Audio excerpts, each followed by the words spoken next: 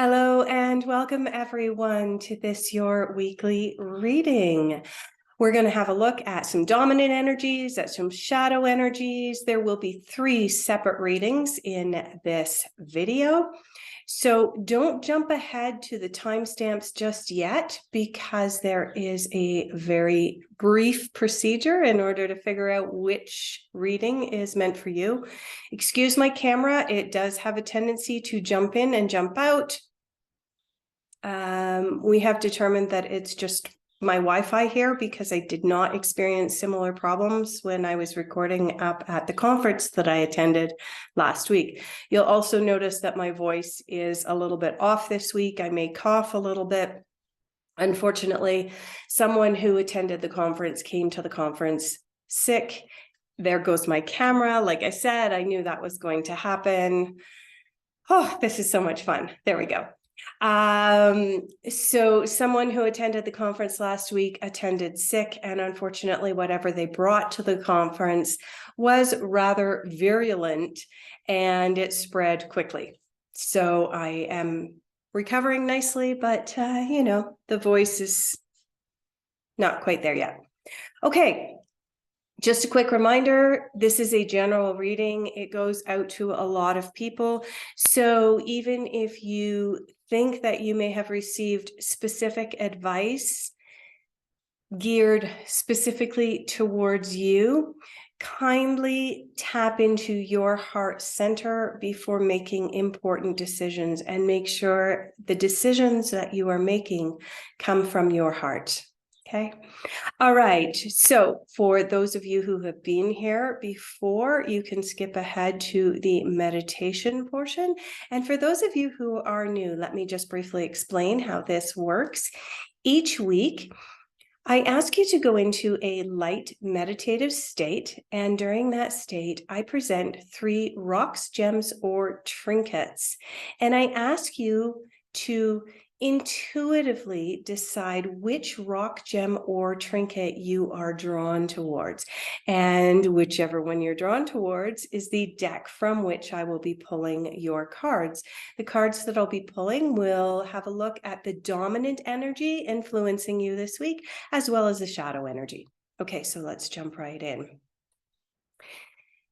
Take a couple of deep breaths and make sure that the breaths that you're taking are conscious. Tap in deeply as you inhale. Pay attention to how it feels. Pay attention to your expanding lungs. Pay attention to whether the breath goes all the way down to the stomach or not. And as you exhale, relax. And again, pay attention to the sensations as you are exhaling, as the breath leaves your body. And one more time, consciously inhale. Pay attention to the rising of your chest, the expansion of your lungs. Is your breath deep enough to expand your stomach as well? And as you exhale, pay attention to the contraction of your chest and your lungs. And with that contraction, allow stress to leave your body. One more time, a third conscious breath. Inhale. Hold it for just a moment. And exhale. Now, if you've had your eyes closed, please open your eyes. And I'm going to present the first rock, gem, or trinket for this week. And the first one for this week is the Buddha, little Buddha statue. This little Buddha statue normally sits on my altar and helps to remind me to find my center. Okay, so if you are drawn towards this Buddha, I will be pulling cards for you from deck number 1 this week. Okay. Second trinket is, or rock or gem, is this piece of turquoise. It used to be part of a necklace. That's why there's a hole in it. The necklace, of course, broke. but we still hold on to this beautiful piece of turquoise. So if you are drawn towards this piece of turquoise, I'll be pulling cards for you from deck number 2. And we have our desert rose putting in an appearance again this week. So if you are drawn towards this beautiful desert rose, I'll be pulling cards for you from deck number 3. Okay, go ahead and make your choice.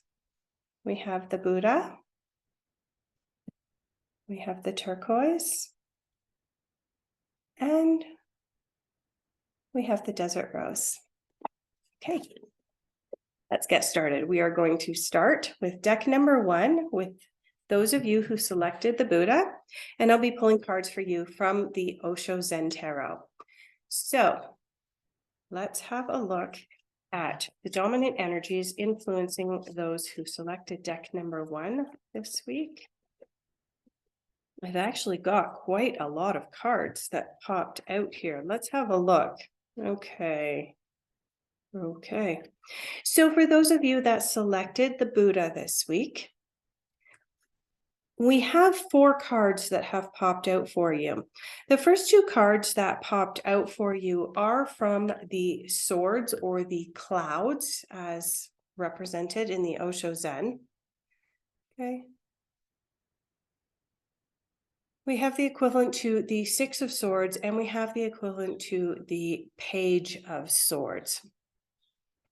One of these represents a burden that you've been carrying around, and one of them represents fighting.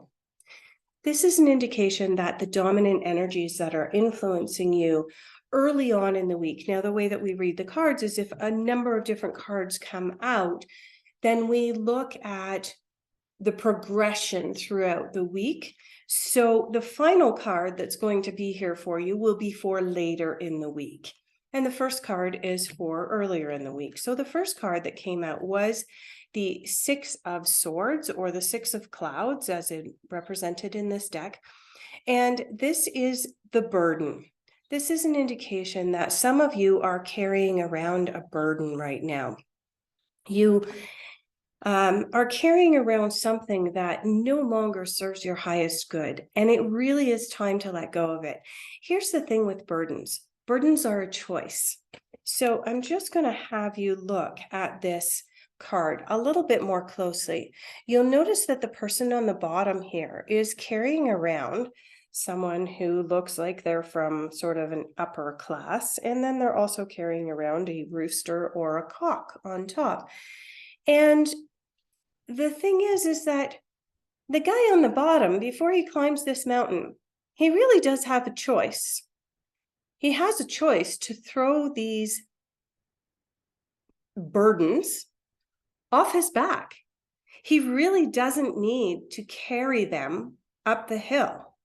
But this is about boundaries, right? That's what burdens are. It's about boundaries, and it's about the boundaries that we set or that we do not set for ourselves. And so early this week, today and tomorrow, for those of you that selected this Buddha, I want to say that your dominant energy is one where you need to really be looking at your boundaries. You need to be looking at these burdens that you're carrying around, and you need to make a choice. Now, the second card that you have is the fighting card. Okay. What this indicates to me is that once you've decided that you're no longer going to carry around this burden, you may decide, I need to fight. I'm angry about the fact that I've been carrying around this burden. Is that the right way to handle things? I don't know. That's a personal choice. But what I can say is that these 2 cards are both choices. They both have negative connotations, but they're both choices. We have a choice whether we're going to carry a burden around. We have a choice whether we're going to go into a fighting mode. Okay. So, but there is that sense that when we've been carrying around a burden, or when we have not had clear boundaries, we do tend to get uptight and we go into that fighting mode, right? Because we're angry. But here's the thing. If you've been carrying around a burden because you've had leaky boundaries, Who are you actually angry with? It's actually yourself that you're angry with. It's not the other people. Okay, so just a heads up that for the first couple of days of this week, there is going to be a tendency towards some negative emotions as you look at your boundaries, as you look at the burdens you're carrying around. But just keep in mind, going into this fighting emotion, if you're looking to fight with other people, is it actually them that you're truly angry with? Okay, just things to keep in mind. Now let's look at the two cards that came out for a little bit later on this week. One of the cards is the past life card. Beautiful card to come out, especially when you are dealing with these first two cards. Whoops, I dropped the card right on the floor. When you are dealing with the burden and the fighting cards, this is a great card to come out, because what this card is asking you to do this week, as you move out of the fighting and as you realize about your boundaries, we have an opportunity to look at our past lives, look at our ancestors and how they did things, and then learn, right? Perhaps the reason that we carry around burdens and have leaky boundaries is because we're following in the footsteps of our ancestors. And when we are able to release that attachment to our ancestors and doing things the way that they did them, why? Because they did them that way, instead of actually looking at the reasons behind it, right? Now, what this card asks us to do is look at the past, our own past, our parents, our grandparents, and even beyond, and look at our own habits. Are we doing things just because our family's always done it that way, so we're going to continue to do it that way, regardless of whether it serves our highest good or not, right? These are questions that are brought up when this card comes up, which makes sense, because if you're carrying around burdens and you have these leaky boundaries earlier in the week, and this is the energy that's coming up for you, it makes sense that you're being asked to look at past lives, look at the past, look at the reasons why. Okay. And when you have those answers, that's when ripeness comes out. Okay. That's when answers come up. We're able to make those firm boundaries and we're able to move forward. Okay. So by the end of the week, these cards are predicting that you're going to be out of this burden and you're going to be out of this wanting to fight mode. And you're going to begin to really look at the why you're doing certain things. And ultimately, when you have those answers, there's going to be ripeness there for you. Now, let's have a look at what card is on the bottom of the deck for the shadow. Okay.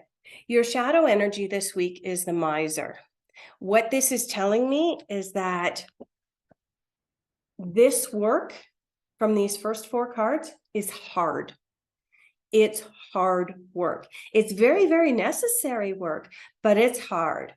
And this card is telling me in the shadow position that there is going to be some resistance to doing this work.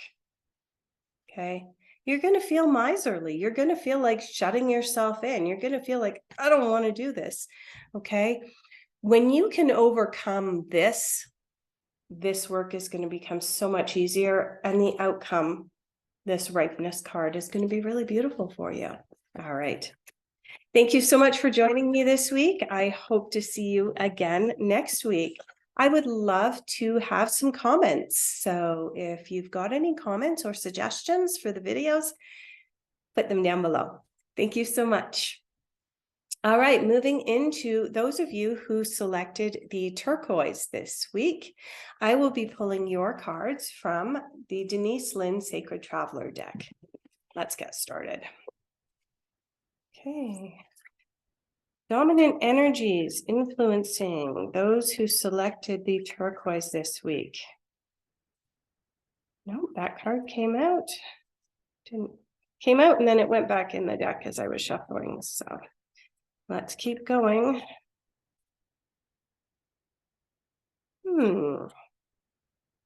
Apparently the sacred travelers are being a little shy today.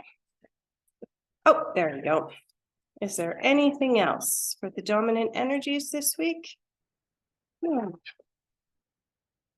Okay. You have two cards here this week that are influencing your major energies this week. You've got rejuvenating rain. Clear the past in order to be able to heal the present. Interesting.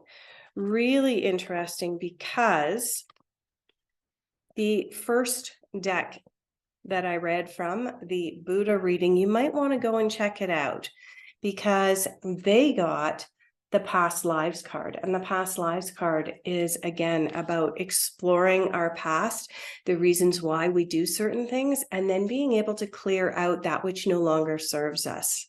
Okay. So sometimes when we look at why are we doing things a certain way, often the answer is, well, my grandmother did it this way. My great-grandmother did it this way.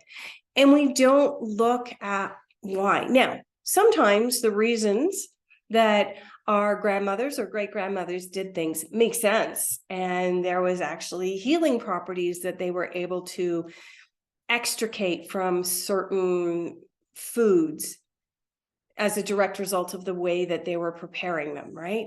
And that can still serve our highest good. But there are other things that we can look at our past and look at our families and say, why are we still doing things this way? This doesn't make sense. And so that's the dominant energy for you this week. This is what you are being asked to do. You are also being asked to navigate by the stars and follow your bliss. Now, these two cards being read together, they did come out together. The rejuvenating rain came out first, and then the follow your bliss card came out second. What does that mean? That means that for this week, in order to be able to get to the point where you can navigate by the stars and follow your bliss, there is something that you need to clean out. There's something that's excuse me, I told you I was probably going to cough. This cold is still in there. There is something that you need to clear out. Intuitively, what's coming up for me is that for a lot of you, this clear the past card is about clearing past beliefs surrounding money. I don't know why, but this month of March, money is a huge theme for so many people.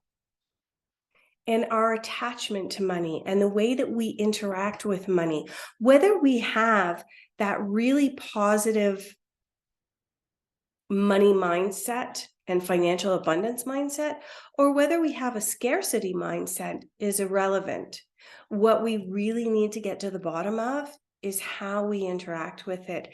And I do believe that for many of you, this rejuvenating rain is about looking at your relationship to money, looking at whether you have that abundance mindset or that scarcity mindset, but also looking at the way that our money systems work, because there are big changes coming to our money systems, and looking at what the future of the money system is going to look like for you. This card is also telling you, you know what, follow your bliss. Find out what makes your heart sing, and then follow it. Let's have a look at what card is on the bottom of the deck. Oh my God. Okay. I have to just point this out. These two cards say nothing about money or financial abundance. Neither one of them do. Okay. And yet intuitively, I felt and expressed that this letting go of the past, this clearing the past, is about money. And guess what your shadow is this week? Your shadow this week is infinite abundance. Okay. This card was on the bottom of the deck. I had no way of knowing what it was. So that makes it that much more powerful that your shadow this week is infinite abundance. It means that there is some deep exploration that's required on your part about money mindset this week. Normally, in a regular reading, if this was in a regular, the positive side of the reading, it would mean abundance is pouring into your life. But being in the shadow position, it means that it's something that you are struggling with. It's something that you are bumping up against this week. And so this rejuvenating rain is about clearing out those beliefs, those limiting beliefs that are affecting your abundance mindset. All right. Thank you so much for joining me. I hope that you'll join me again next week for next week's reading. Also, hopefully, in a day or so, I will be releasing the new zodiac predictions for the remainder of March. So hopefully you'll join me for those. Have a watch for them.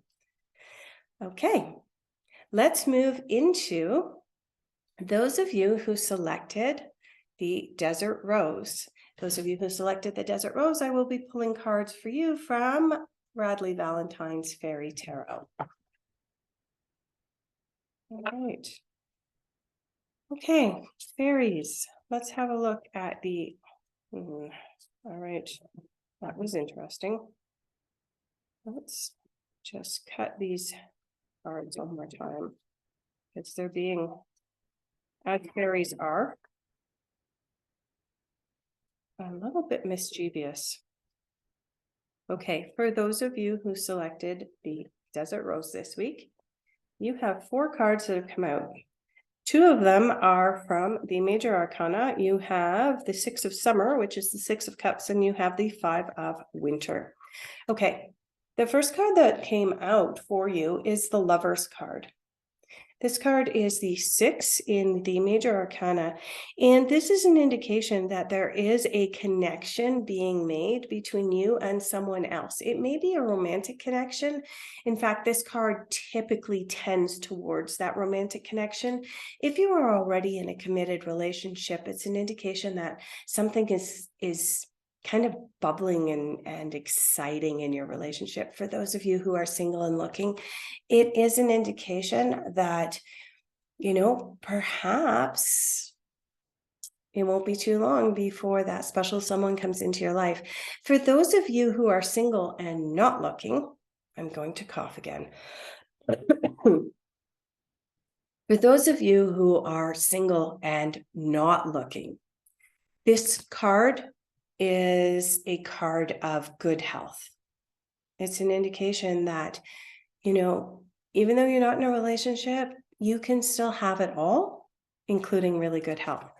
The second card that came up for you is the 8 in the major arcana. This is the Justice card. And this card is letting you know that you do need to review all details really, really closely. Okay. This is a card of, justice will be served ultimately. The truth always comes out. It's a matter of timing when it does. As I always like to say, a lot of people say karma is a B. Can't say the word.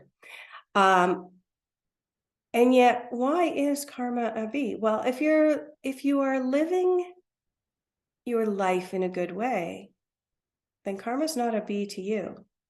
Okay. The big B of karma is that she doesn't always let you see her in action. Okay. You just have to trust that she is in action and she will eventually, take her steps towards whatever the karma may be. But you might not have an opportunity to actually witness it. Okay. And the Justice card is indicating that, the truth is going to come out at some point this week. Interestingly, you have the 6 of Summer that's come out. The 6 of Summer is equivalent to the 6 of Cups. And You also have the Lover's card, which is really interesting because the Six of Summer is an indication that someone from your past is coming forward again. Yeah.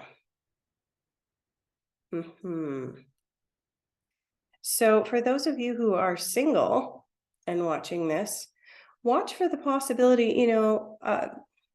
you hear often of two people who dated in high school and things didn't work out and they broke up and they went off and they got married to other people and then they got divorced, and all of a sudden 20 years later they end up meeting up in some random location, falling in love and having a beautiful life together, right? These two cards together are that story. Okay, possibilities. For those of you who are not seeking or already in a committed relationship, this is an indication that at some point this week, someone from your past may come up.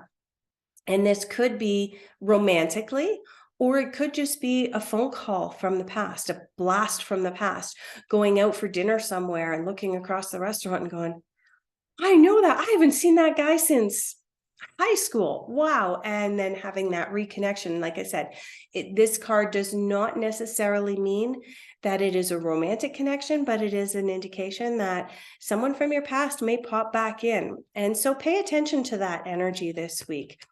And the final card that you have this week is the Five of Winter. This is also known as the Five of Swords. And this is a card of walking away from that which no longer serves your highest good. It's a card of someone amongst your group is not being completely honest. Here's the thing.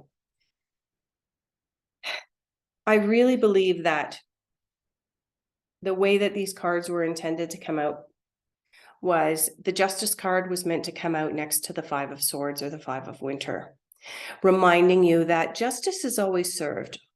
The truth always comes out, okay? But you are being warned right now that someone in your midst is not being as honest as they should. You're only getting half of the goods. You're not getting the straight goods. And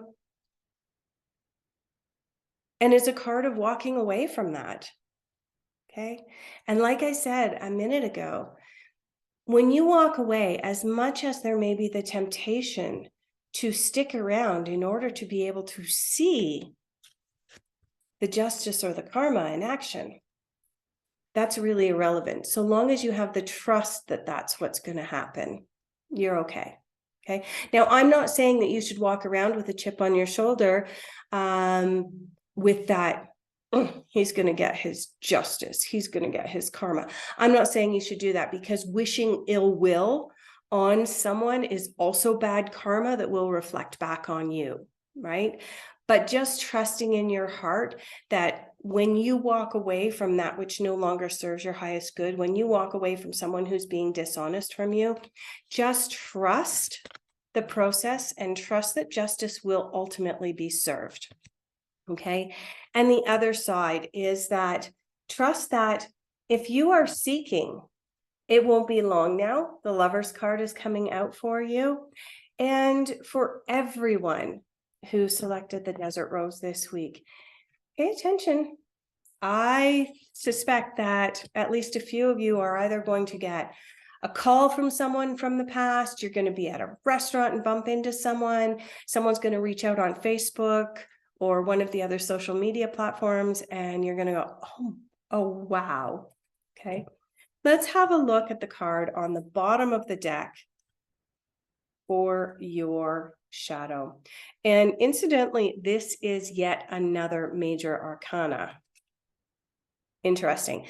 What this is telling me is that these energies are really, really powerful for you this week. They're not just subtle. These energies are kind of going to be in your face. The card that you got as your shadow this week is the World. Okay. Now, normally this is a card of success and brilliantness coming into your life. And, oh, wow, the world is my oyster and so on. But right now it's showing up in your shadow, which is an indication that bubbling below the surface is your desire for a whole whack of success, and yet it's not there yet, right? The timing's not right. Perhaps it's because you need to work through this justice and this 5 of winter card first before the world can actually be your oyster. Okay. It's one of those things where we have to do our own work and our own healing before we can have all of the successes of the world. And so this card is just saying that, yes, the world can be your oyster, but the timing this week, you're not quite there yet. All right. Thank you so much for joining me this week. Have a watch later this week for your zodiac sign predictions for the remainder of March. Those will be coming out a little bit later. And I greatly appreciate you being here. See you next week.